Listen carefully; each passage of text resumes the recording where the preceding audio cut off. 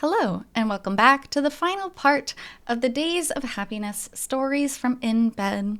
This is the drama CD from White Album 2, which features all 5 of the heroines, the side heroines, and Kazusa and Setsuna. And as the title insinuates, it's all of them in bed with Haruki. They're kind of cute side stories which show from their roots specifically how things have kind of wound up, which is pretty interesting because it's almost like an epilogue to all of the girls, like what happens after you choose them, what happens after their endings. But they're short enough that it's just a really short peek into their lives. So, this is Mari Kazuoka, everything that can be done satisfactorily. Satisfactorily? I'm not sure if that's actually a word.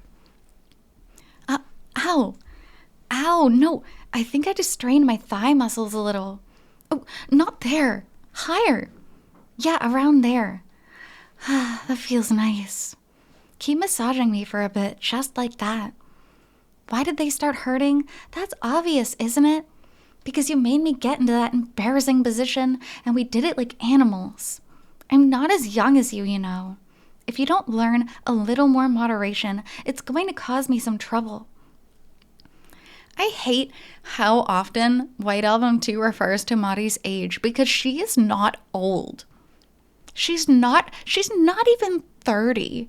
And they're like, oh my God, she's dying. This is her last chance at love, all throughout her storyline. It drives me up a wall. Well, you don't have to apologize that obediently. That's as good as acknowledging that I'm not young.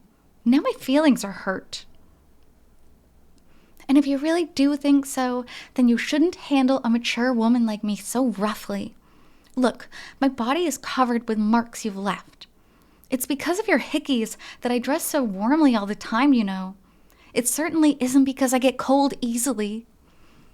Which is funny because Mari-san is such an important person in the office, so her having to cover up to this extent it's kind of interesting. They know. I'm sure they know.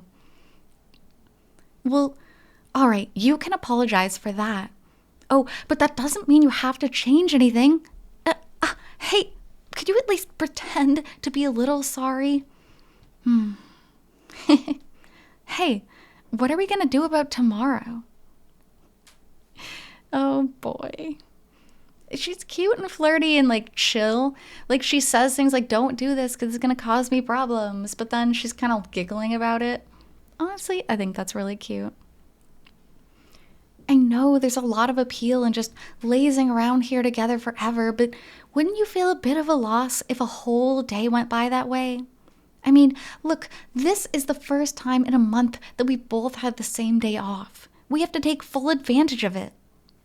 Oh, sorry. The phone rings and the phone continues ringing. I know. I'll pick it up. At this hour, there's probably some kind of trouble. She picks up in English. As if the whole story isn't written in English. Hello, this is Kazuoka speaking. In Japanese? What? Nemoto? What is it? Uh-huh. Yes, I see. Well, that's within the range of our expectations, but it does seem like the worst case scenario. What did they have to say about it? Uh-huh. Okay. I guess I'll have to show up after all then. Of course. Don't worry about it. I love the fact that Mari-san can speak English. I wish we could have heard, a lot of it. I wish that they would have had, a mini after story for Mari-san specifically. So we could have heard her speaking English because it's just so cute. I love it so much. Especially because, they're voice actors and actresses, right?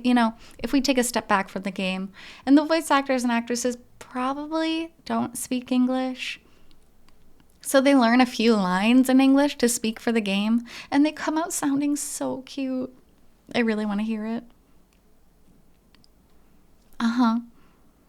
All right, I'll leave now, so I should be there in half an hour. He makes a move suddenly. She moans, and of course he is referring to Haruki at this time. To the person on the phone, oh, nothing. Sorry, can you hang on a minute? To him, whispering, hey, cut it out. What happens if they figure out that we're in bed together? Just so you know, none of my other colleagues knows about this. They don't know that in bed I do everything my subordinate tells me.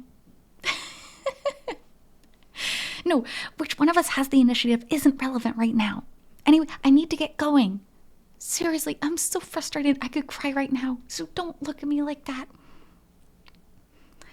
And it's funny because she's kind of whispering while on the phone, while keeping someone waiting, and she still finds a way to be flirty to him.